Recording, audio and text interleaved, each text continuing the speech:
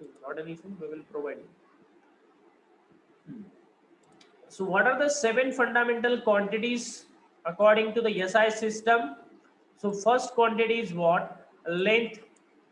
Yes, unit of length is what? Meter. आणि symbol काय आहे? Small M. काय symbol? Small M. Next fundamental quantity काय आहे?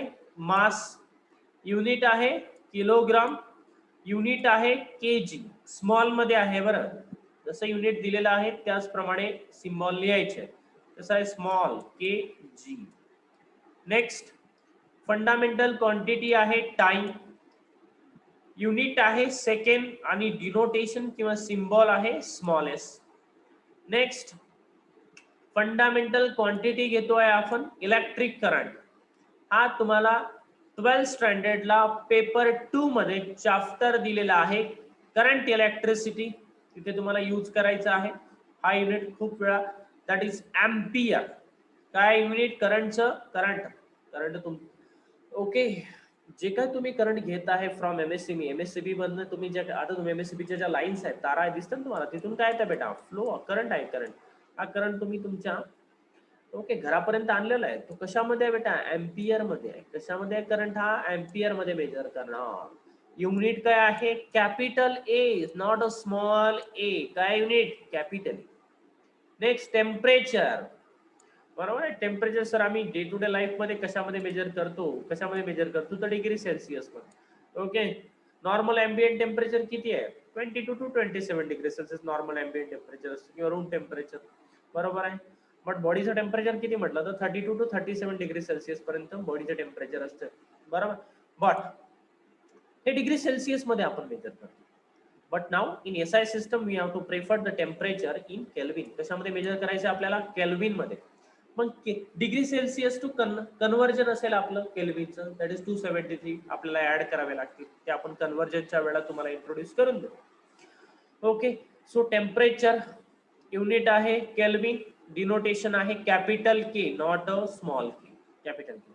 Next amount of substance. Amount of substance हा chemistry मध्ये खूप इम्पॉर्टंट रोल प्ले करतो. फिजिक्स मध्ये हा जास्त येणार नाही तुम्हाला. ऑफकोर्स हा तुम्हाला कायनेटिक थेरी ऑफ गॅसेस मध्ये पेपर 2 मध्ये दिसणार. पेपर 1 मध्ये कायनेटिक थेरी ऑफ गॅसेस आहे. 12th मध्ये पेपर 1 मध्ये तुम्हाला कायनेटिक थेरी ऑफ गॅसेस मध्ये हे कन्सेप्ट येणार. बाकी केमिस्ट्री मध्ये तुम्हाला दिसणार.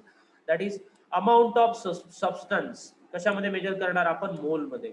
आणि याचं युनिट सुद्धा बरोबर आहे सिम्बॉल सुद्धा मोलच आहे. काय? ओके. सिम्बॉल सुद्धा काय? MOL स्मॉल MOL मोल. नेक्स्ट आहे ल्युमिनस इंटेन्सिटी. कॅन्डेला. युनिट काय? कॅन्डेला. ओके. याचा जास्त यूज नाही आहे तुमच्या फिजिक्स मध्ये. आपण मोस्ट ऑफ द टाइम म्हणजे आपल्याला लाईट ल्युमिनिसिटी मेजर करायला कुठे विचारलं जात नाही. ओके. ऑप्टिक्स मध्ये थोडासा पोर्शन आहे पण त्यामध्ये सुद्धा नाहीये. सो बट लक्षात ठेवायचं ल्युमिनस इंटेन्सिटीचं युनिट काय बेटा? कॅन्डेला. CD. कशाने डिनोट करणार तुम्ही? C suffix D. ठीक आहे. सो मोस्ट प्रेफरेबल कुठले आहेत यामधले? मोस्ट इम्पॉर्टंट कुठले आहे? तर लेंथ, मास, टाइम, करंट इलेक्ट्रिसिटी आणि टेम्परेचर. बरोबर. हे मोस्ट इम्पॉर्टंट फिजिक्स मध्ये.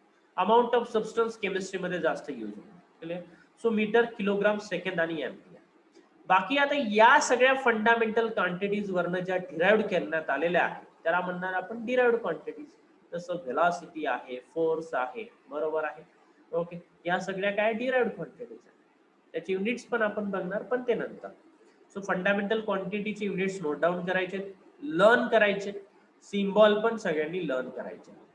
बरोबर. आता या व्यतिरिक्त काही डिराइव्ड क्वांटिटीज सुद्धा आहेत. ओके. काही डिराइव्ड क्वांटिटीज किंवा या फंडामेंटल डिराइव्ड क्वांटिटीज तर बघूया. या फंडामेंटल क्वांटिटी व्यतिरिक्त काही फंडामेंटल क्वांटिटीज जे आपण यूज करतो ते आपण बघून घेऊया. ठीक आहे. त्यामध्ये येतं बेटा तुमचं डिग्री, रेडियन. बरोबर. अँगल मेजर करायचा आहे तर तो आपण कशामध्ये मेजर करतो? डिग्री मध्ये मेजर करतो. But now in physics we will that measured that angle in radian. बरोबर. instead of that ह्या 7 फंडामेंटल क्वांटिटीज व्यतिरिक्त काही सप्लिमेंटरी युनिट किंवा सप्लिमेंटरी फंडामेंटल क्वांटिटीज आपल्याला कन्सिडर करायचे आहे. त्या बघा. एक प्लेन अँगल असेल. प्लेन अँगल काय कन्सेप्ट आहे ते पण मी तुम्हाला इंट्रोड्यूस करतो. ओके, पण ते नंतर. सध्या प्लेन अँगल साठी लक्षात ठेवा, प्लेन अँगल साठी युनिट काय असणार? रॅडियन. रॅडियन युनिट यूज करणार आपण. काय यूज करणार? रॅडियन. नेक्स्ट सॉलिड अँगल साठी आपण यूज करतो स्थिर रॅडियन. काय यूज करतो? SR. 7 फंडामेंटल क्वांटिटी व्यतिरिक्त या 2 क्वांटिटी पण लक्षात ठेवायचं आहे की अँगल मेजर करण्यासाठी जो आपण डिग्री प्रेफर करत होतो तो आपण काय यूज करणार? SI सिस्टम मध्ये रॅडियन. जो तुम्ही ट्रिग्नॉमेट्री मध्ये अँगल मेजर करत होता, बरोबर, 10 स्टँडर्ड पर्यंत ट्रिग्नॉमेट्री मध्ये अँगल मेजर करत होता, कशामध्ये मेजर केला? अँगल डिग्री मध्ये. ओके, डिग्री मध्ये अशा प्रकारे तुमचा राईट अँगल ट्रायंगल दिसत होता तुम्हाला, right angle triangle. Okay, let's suppose this is the 45 degree.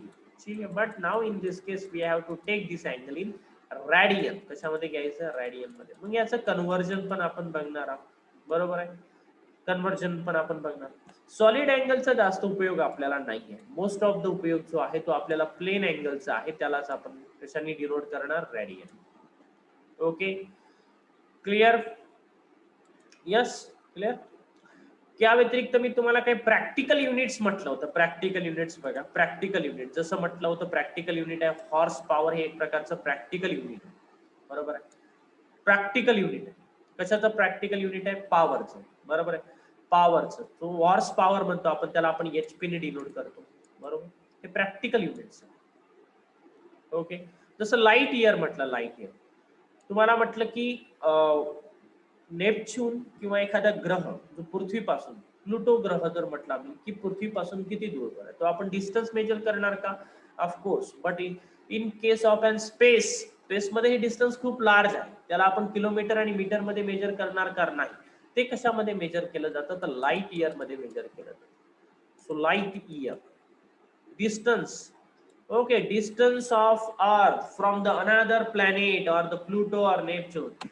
So it is measured, it is not measured in terms of kilometer or meter. It is generally measured in terms of light year. की पृथ्वी ही Pluto किंवा Pluto हा अर्थ पासनं 3 light years दूर आहे, बरोबर. So these are the practical units. हे काय प्रॅक्टिकल युनिट मानले जातात. ऑफकोर्स आपल्या फिजिक्स मध्ये याचा यूज नाहीये, लाईट इयर वगैरे आपण युनिट कुठेच वापरत नाही, फक्त हे तुम्हाला इंट्रोडक्शन साठी सांगितले. ओके, आता माईल वगैरे आपण हे पण माईल वगैरे पण कुठे यूज करत नाही. प्रॅक्टिकल युनिट आहे 1 माईल 2 माईल. आपले जुने तुम्हाला माहित असेल, तुमच्या आपले जुने किंवा ओल्ड पर्सन जे होते, ओके, तुमच्या आजोबा पणजोबा, या काळामध्ये आपण म्हणायचो 1 माईल चाललं, 1 माईल आहे, 2 माईल, हे तेव्हा यूज व्हायचं. पण आता आपण 1 माईल 2 माईल यूज करत नाही. सो 1 माईल किती असतं बेटा? सो 1 माईल पुढे बघितलं का? किंवा आपल्या तुमच्या यवतमाळ आर्मी हायवेला किंवा यवतमाळ दारवा हायवेला कुठेतरी लिहिलेलं आहे की ओके, की दारवा हा तुमचा 2 माईल किंवा 20-35 माईल वर डिस्टन्स आहे. कशामध्ये मेजर केलं असतं? किलोमीटर मध्ये दिलेलं असतं बोर्ड. कशामध्ये दिलं असतं? किलोमीटर मध्ये. पण माहिती तुम्हाला जरा ठेवायची असेल तर 1 माईल इज इक्वल टू, लक्षात ठेवा, 1.6 किलोमीटर. किती असतं? 1.6 किलोमीटर.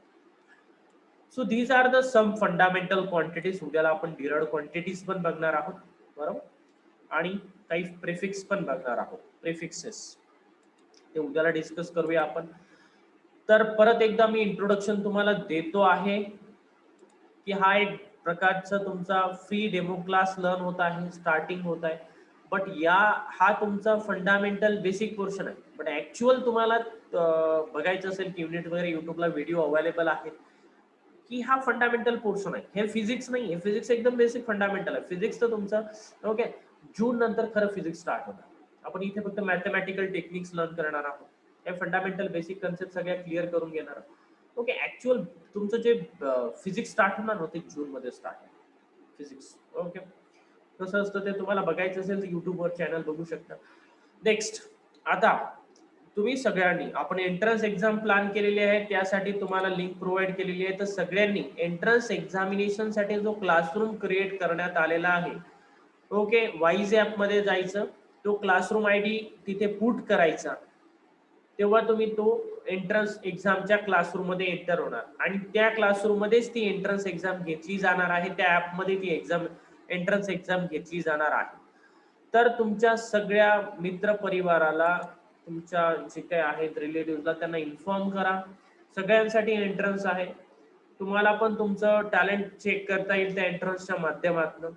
आणि ऑलमोस्ट आता ऑब्जेक्टिव्ह MCQ हा पोर्शन जास्त येतो. इथून पुढे सगळ्या ज्या एक्झाम आहे तुम्हाला कॉम्पिटेटिव्ह एक्झाम या ऑब्जेक्टिव्ह प्लॅटफॉर्मवर देण्यात येतात. त्यामुळे त्याची पण एक नियर अबाउट तुम्हाला एक प्रॅक्टिस होऊन जाईल किंवा कशा प्रकारे एक्झाम होतात. त्यामुळे इन्फॉर्म करा सगळ्यांना. तो क्लासरूम आयडी पुट करा. 3 इन्स्ट्रक्शन देतोय. फर्स्ट इन्स्ट्रक्शन जी तुम्हाला क्लासरूम आयडी पुट करायचं. क्लासरूम आयडी एंट्रन्सच्या क्लासमध्ये एंटर करायचा आजच्या आज. ठीक आहे. तुमच्या मित्रपरिवाराला ती क्लासरूम शेअर करायचं, व्हॉट्सअप शेअर करायचं आहे. ठीक आहे. क्लासरूम आयडी शेअर करायचा, एंट्रन्स एक्झाम बद्दल माहिती द्यायची. करता येईल आजच्या आज तुम्ही एवढा टास्क परफॉर्म करा. नेक्स्ट, आज जे काही तुम्ही लर्न केलेलं आहे ते सेपरेट नोटबुकवर नोट डाऊन करायचं आहे. ठीक आहे. इथून तुमचा फिजिक्स क्लास स्टार्ट झालाय असं समजून घ्या. स्टार्ट झालेला आहे. ठीक आहे. परत जॉईन होतील मुलं, जॉईन होत जाणार. पण आम्ही आता स्टार्ट करून दिलेला. ओके. आता वेट.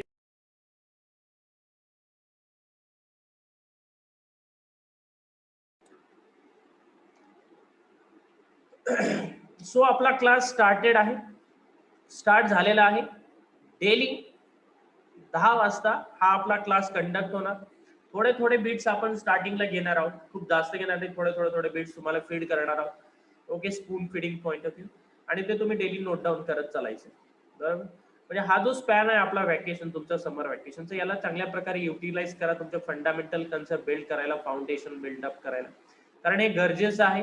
कारण पुढे काय होतं की युनिट्स येणार, त्यावेळेला तुम्हाला युनिट्स माहिती पाहिजे, कन्व्हर्शन माहिती पाहिजे, how to do the calculation, what are the short techs for the calculation, हे सगळे या टाइम पिरियड मध्ये कव्हर होणार आहे. क्लिअर. त्यामुळे डेली क्लासेस अटेंड करा.